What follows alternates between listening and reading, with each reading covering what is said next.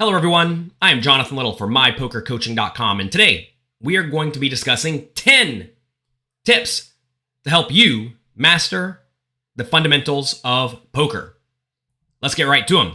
Tip number 1 is to start with small stakes. So many players want to study poker a little bit and then hop into very big games and try to get rich quickly. Or they want to try to play a satellite tournament into a bigger tournament, and then they want to try to win that bigger tournament and then run that up to millions of dollars quickly because they saw someone do it on TV once. But you have to realize that those players are the humongous exception to the rule. Most people who try to get rich quickly from poker go broke, and they stay broke because they're consistently playing outside of their financial means in games where they do not have an edge. So realize that poker is not actually a great way to get rich quick. However, it is a really great way to get rich slowly, assuming you're not in a rush and you're willing to be disciplined.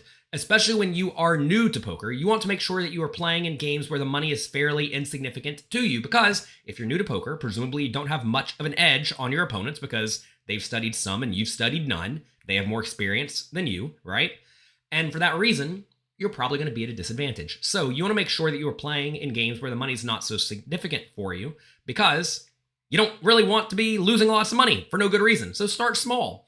And then once you have developed your poker skills, once you've gotten better at the game, then your edge will be larger, and that will allow you to play in bigger games where you can actually extract a decent amount of money. When you're playing online poker and you're learning the game, also make sure you do not play too many tables. I recommend 1 or 2. A lot of players think they need to hop into 8 games at a time and click buttons as fast as they can, but that is not a great way to focus and improve your skills at all. That's a great way to make money once you're already very, very good.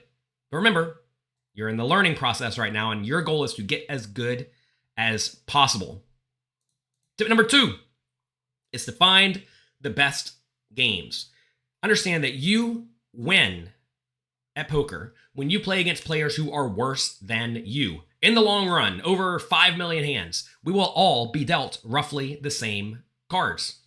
So then all that matters is who makes the better decisions on each individual hand. And if that's you, you're going to win money. And if that's not you, you're going to lose money. So you want to make a point to play in games where you have an edge.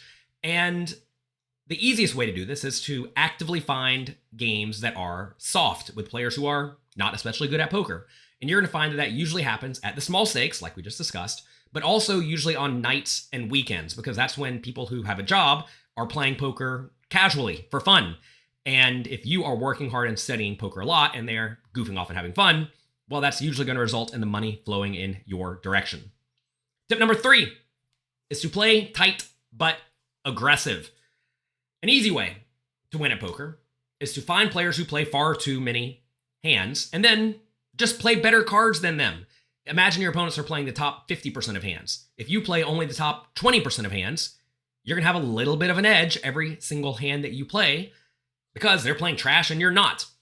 Also, whenever you have the clear best hand, when you're clearly the favorite, you're going to usually want to bet and raise and get money into the pot. If you flop 3 of a kind, you probably want to be raising. If on the river you have the best possible flush available, you want to be raising. You want to be getting money in the pot, and you want to try to play big pots with big hands. Something a lot of people do wrong is they try to get tricky and trappy and they slow play, and they cost themselves a lot of money at the small and medium stakes because most of your opponents just don't really care what you're doing. If they have something decent, they're putting their money in, so you might as well get the most out of your big hands.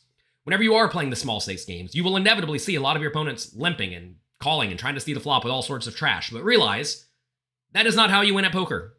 You should not model your strategy after losing small stakes players. Just because your opponents are doing something does not mean it is standard or good. And quite often, it's bad, because if your opponents were actually very good at poker, they would have moved up already. The fact that they have not kind of proves they're not that good, and therefore you should not model your strategy after their strategies. You want to make sure you're modeling your strategy after good player strategies. Tip number 4 is to use position to win at poker.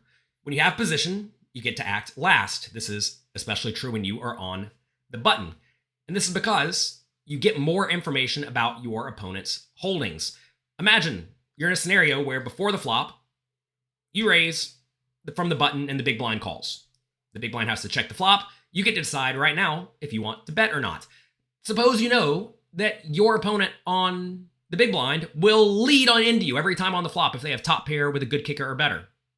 It's not a good play, but that's what a lot of people do. Well, when they lead into you and you have worse than top pair and you don't have some sort of a draw, you can just fold and not lose any money. You don't lose a continuation bet there. And when they check, you now know that you can bluff with everything because they have worse than top pair. So this information is very valuable, especially as your opponents do not play especially well. And these patterns where you can figure out how your opponent plays apply before the flop, on the turn, and on the river. And sometimes on the river, you can know your opponent just doesn't have that great of a hand, and you know they're going to fold to a big bet. So you can bet big and steal the pot every time you feel inclined. And whenever you have a good, strong value hand that you want to get called, you can maybe bet smaller and extract full value from your particular hypothetical opponent. So make sure you're focusing on your opponents and making the most out of the information that they give you. Also, being in position allows you to control the size of the pot to some extent because you always have the option to put more money in. Very often on the river, if you have a hand like top pair bad kicker, you would love for one more bet to go into the pot. But you really don't want a bet and a raise to go in. And you also don't really want to let it go check. So say you're out of position on the river and you have to go first. You want to bet, you want money to go in the pot, but it would be really bad to bet and get raised. However, you also don't want to check and you don't let it go check. This is not a particularly great spot.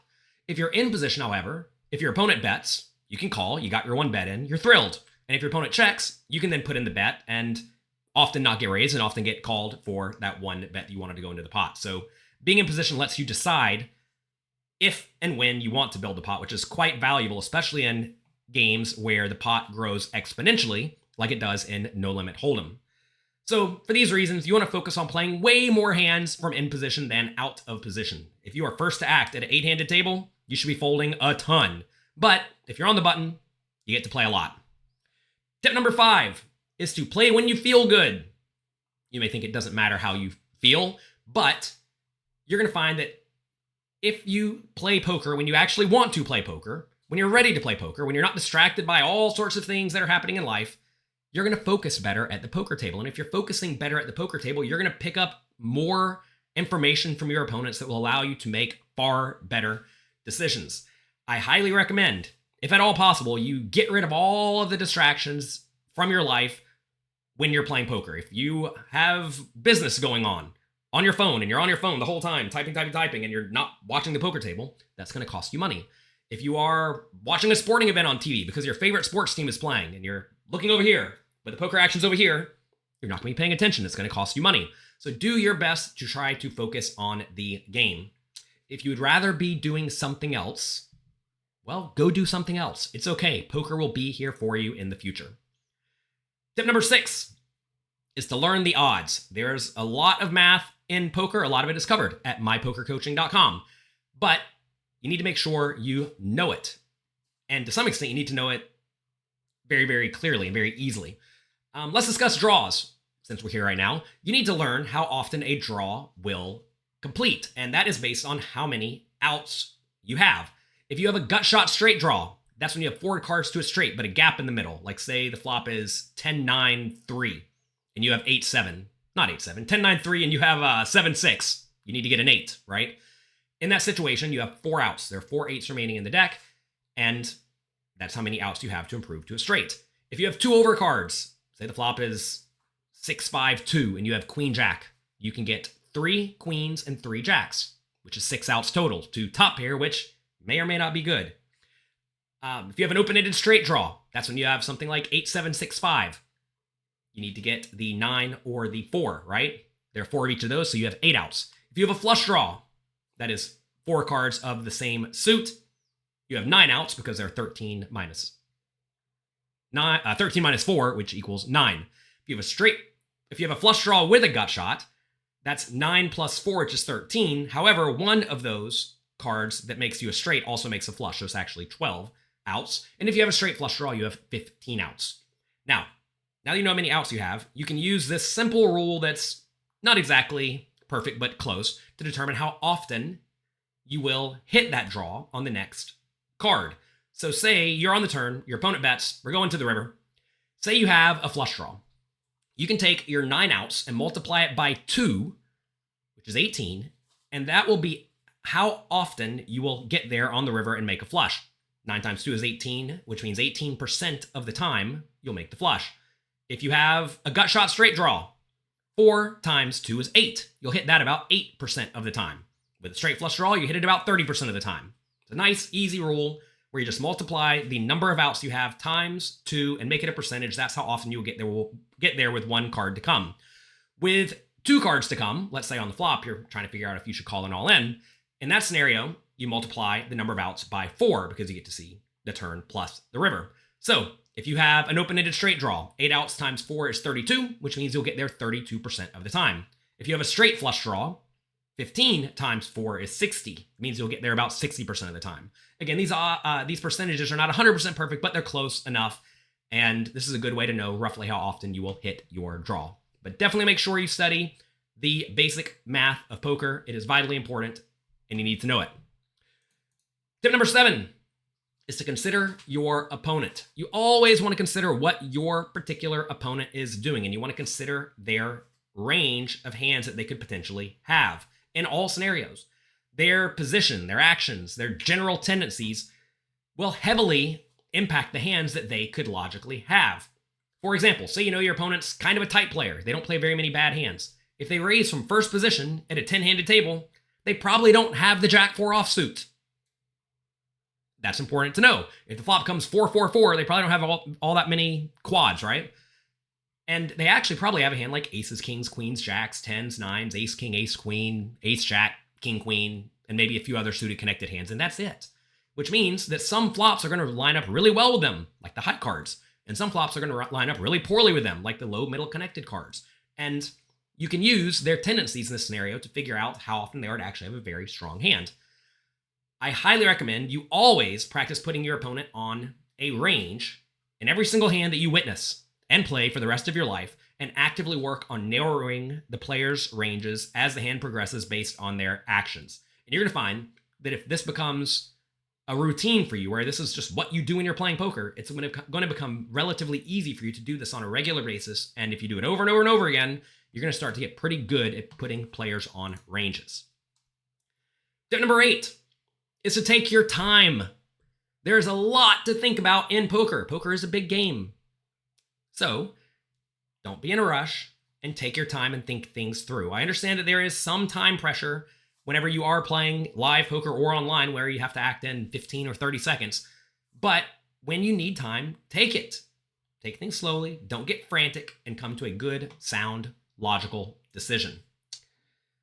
Tip number 9 is to not bluff too often. I know some of you never bluff. You probably need to bluff more often. But a lot of players, especially when they get started playing poker and they realize they need to be kind of aggressive, they think that they need to win every pot. But you do not need to win every pot. Sometimes it is okay to give up. And you should mostly be bluffing when you would logically play many strong hands in the same manner.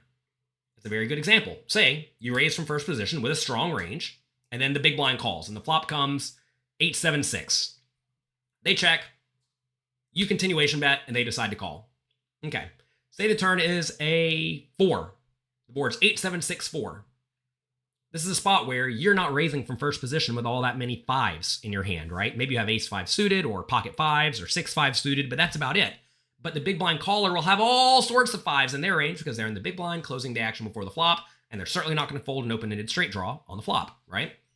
So this is a spot where when they check, you really just don't get to bet all that often for value, because even if you have a hand like pocket aces on 8-7-6-4, you're not loving it. And for that reason, you don't get to bluff in this spot all that often. If you're sitting there with a hand that can't win, well, you're probably just not winning that pot, and that is okay.